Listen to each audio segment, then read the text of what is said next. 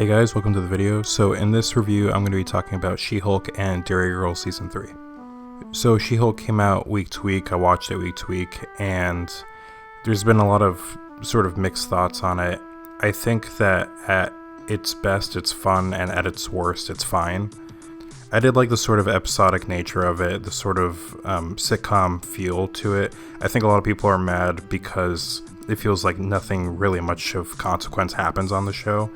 And I do get that, but also for the type of show it's trying to emulate, that's not really what it's supposed to be. I know there's a lot of complaints about Phase 4 not being interconnected and all this stuff, and I understand that, but I think that sometimes the connectivity of the universe can restrict from creativity.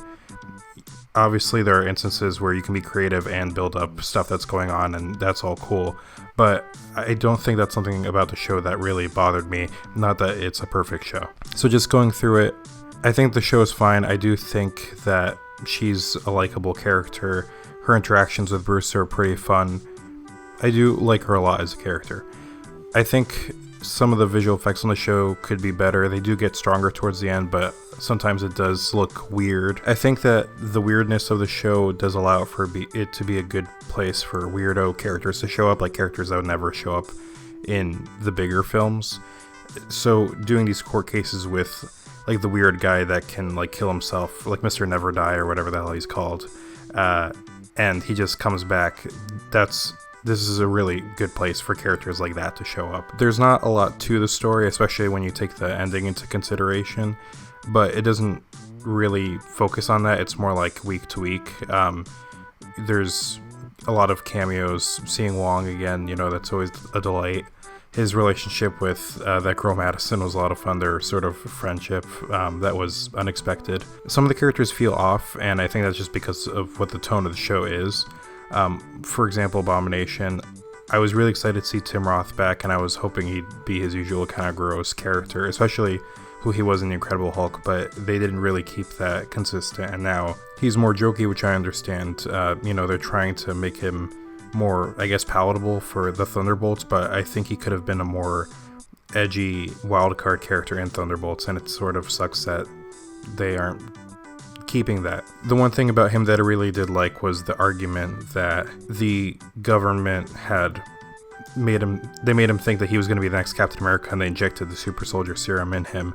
That was all the lawyer stuff, and that specific was pretty cool on the show. It could have been stronger, like this isn't Better Call Saul or anything, but that, and then also when she has her back and forth with Daredevil about the misuse of the product that the suit designer made, I think that was all pretty strong. And speaking of Daredevil, that obviously was one of the big things that was going to get people to watch the show, and seeing him again was really cool. It was exciting. I remember when they canceled Daredevil, I was disappointed, and I'm also still cautious about how they're going to use him. I think he's mostly good, but he's slightly off in some ways.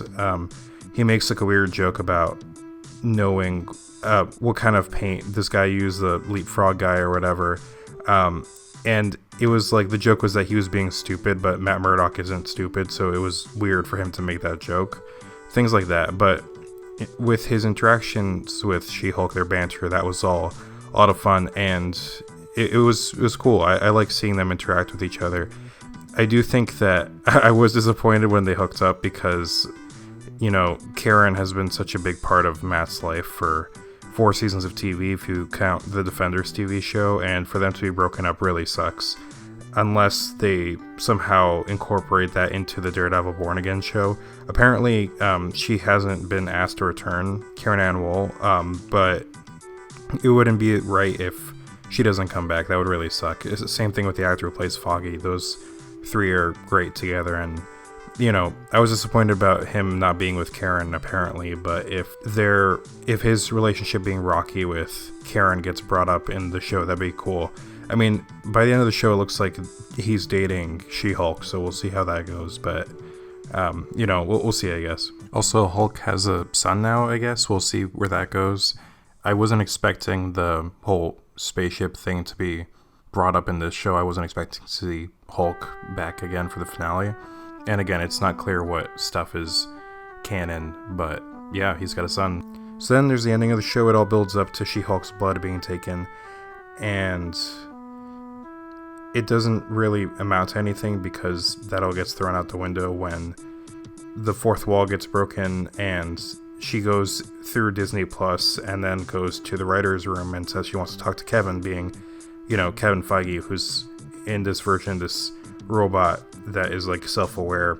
And then it makes a weird joke about how the visual effects people don't want to animate her because she's hard to animate, and they're going to move on to Black Panther, which feels really weird with all the reports now that the Disney visual effects artists are like being slaved away and they can't keep up and they break down crying and stuff. I'm sure this was made before that because that feels really out of just in bad taste now.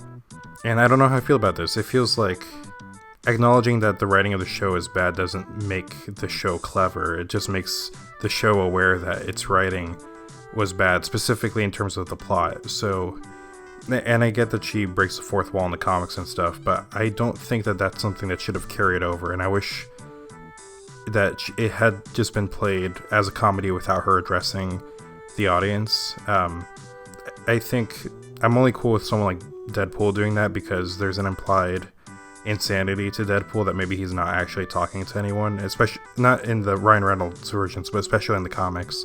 And for this character who's supposed to be like a normie like Captain America or whoever to do that is bizarre. And for this to move on to like a serious drama like Black Panther Wakanda Forever, that's going to be weird. It's like, why can't any of the other characters acknowledge their audience in that way? And obviously we've had tonal shifts in the MCU, the last Black Panther film was preceded by Thor Ragnarok, but it still operated in the rules of the universe, and I don't think She-Hulk should have broken the fourth wall, honestly. It's also like weird to think about what stuff here is or is not canon, just in relation to everything that happened in the show. And it's like, if she shows up in the Avengers films, is she gonna acknowledge the camera? I mean, she would feel a little bit less like herself if she didn't, so how's that gonna work? I don't think that was a necessary addition, really. So those were my overall thoughts on She-Hulk. I think it's fine at its worst. I didn't really talk about like Titania or like the wedding fight or anything like that, but just my thoughts on everything for the most part are that it's fine. It was nice seeing a less weighted version of the MCU and something that's more kind of light. I know some people don't like that and they need everything to be connected in each episode to build on the last and be significant, like WandaVision, for example. But I did think the show was fine. It was kind of just like a nice, like, oh yeah, I'll just watch the new She-Hulk and put it on. It's not like a lot of other Disney Plus shows where I need to watch it as soon as I wake up. It's like, I'll get to it. It'll be a fun, 30 minutes or whatever it is. So it could have been better. It's not great. We'll see what happens if they do another season. But yeah, I think that the show is fine. I didn't really like the way that Daredevil and Abomination acted, but in their own shows it'll be different, obviously, their own shows and films, so we'll see. So then moving on to Derry Girls Season 3. Derry Girls is a really awesome show. It's about a bunch of Irish teenagers, even though the actresses are like in their late 20s, early 30s, and it's just such a good show. This is the final season. If you haven't seen it, I highly recommend it. It's all on Netflix, and I'm just basically going to go through the episodes in order, talking about what I thought about each of them. Overall, I thought the season was strong. Probably my least favorite season, especially because of the ending, but we'll get to that. So the first episode, I thought that was very strong. Like, it felt like you were just watching the show. The episode is the one where they're, stealing, and they accidentally help the thieves steal from the church, and they want to see what their scores on the tests were and stuff like that.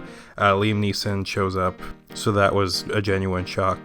Then the episode after that was the talent show. I thought that one was okay. I remember it being fine. After that is the amusement park episode, which I did like a lot. We never actually see them at the amusement park until the ending montage, but Claire gets left at the train station, and then the others are on the train, and they're dealing with this guy who's got a bag with a gun, and then the parents are dealing with someone from their past that claims to remember them, but they don't remember her. There's a part with this guy who is a constant throughout the episode who's giving out treats. He's got the trolley. And there's a moment where the comedy kind of shifts and it becomes more unrealistic and heightened. in a way that Derry Girls isn't. Like Derry Girls, even though it's, it can get crazy, it still feels like it's within the realm of reality. But this feels like it enters like a surrealist comedy, like Community or something like that, or the IT Crowd. It doesn't feel like Derry Girls, which didn't bother me much, but it was just weird having 3 seasons of TV and then one episode in the last season just decides to do this weird moment. It's a part where they're like tied up, and I think there's a banana involved, if I remember correctly. It was like a fake shootout thing, and yeah, I just remember it being bizarre. After that, we've got the haunted house episode, and Aaron's face gets a lot of really great play with candlelight and stuff. It was cool having a more Halloween episode of the show. And yeah, just all the sort of haunted house stuff. Comedies doing Halloween episodes is always really fun for me. And then you've got the thing at the end with Aaron and James. That was interesting. I believe that was in one of the trailers or something. And it was just interesting that was going to happen. It doesn't really go anywhere. It's slightly mentioned in the last episode. But yeah, it was an interesting choice. Then we've got 5. 5 is definitely one of my favorite episodes of not just the season, but the whole show. And that's when we see the adults as the Derry Girls back in the 70s. And they basically were all doppelgangers of the current kids. There's even a Canadian guy who is supposed to be the James of the group. And just seeing that they were all like what would eventually be their daughters is so cool. And, obviously the title Derry Girls still fits because they are also Derry Girls before our current Derry Girls. It was great, and the casting for all the younger versions of everyone was absolutely phenomenal. Especially Aaron's aunt, Orla's mother. That was like some insanely good casting. The episode 6 was the Fatboy Slim episode. That one was alright too. I remember enjoying it quite a bit. That's one I'll probably have to rewatch. Michelle's whole scheme to get the tickets was a lot of fun, and then Aaron makes one of the best faces on the show. It was a pretty solid episode. And then we move on to the last episode, which the start is really good. It feels like Derry Girls the movie, like Orla's dancing and stuff like that. But I think they pretty badly shit the bed with this last episode. I think, especially with the ending of the last episode, it's just, I wasn't really sure. Like, my brother and I were laughing at how ludicrous it was.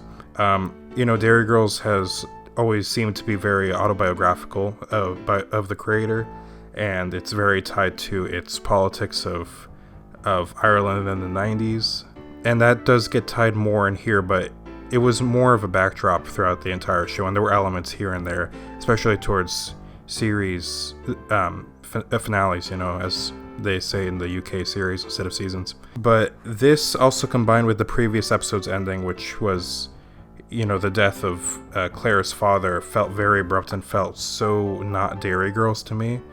Obviously, it's fine for shows to be serious, comedy shows to be serious, but in this instance, it just felt kind of wrong. So you've got that, then you've got the business with Michelle's brother, who's apparently never been mentioned. I was trying to remember, but I was talking to one of my coworkers, and she brought that up, so, like, not remembering that Michelle had a brother. I feel like Sister Michael also didn't have a lot to do in the season finale, and then you've got the ending that I think is just absolutely atrocious, where it goes to modern day, and then the Clintons' daughter picks up the letter that they had written at the end of the second season, I believe it was, and it's just, it was, my brother and I were laughing like at how insanely bad that ending was.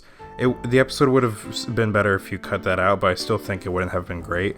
That just made it a million times worse, so, and I thought the choice was baffling. Overall, I think Derry Girls is an experience that's worth it. I think even if you don't watch the last episode, it's pretty solid as a show that doesn't have a definitive ending. I would, it would be hard to resist not watching the last one, to do it anyway. But on rewatches, I might just skip out on it because it's better to just watch a final episode of television that is an episodic thing instead of an end cap, because it feels less ruined that way, with each episode sort of being its own thing instead of being a comedy show reminding you that it's a narrative. But yeah, Derry Girls was a really good experience, even if it was a bit clumsy at the end. Overall, the episodes that are episodic in this final season are great. I love Uncle Colum. That's not really related to a point. I'm just glad he was there, and especially with his interaction with Liam Neeson's character, that was all really great. Derry Girls is very good, and I will be rewatching it again, despite its flaws in this specific season. So yeah, those are my thoughts on She-Hulk Season 1 and Derry Girls Season 3. I hope you enjoyed. I hope you check them out. I will have a video sometime in the near future, and thank you so much for listening.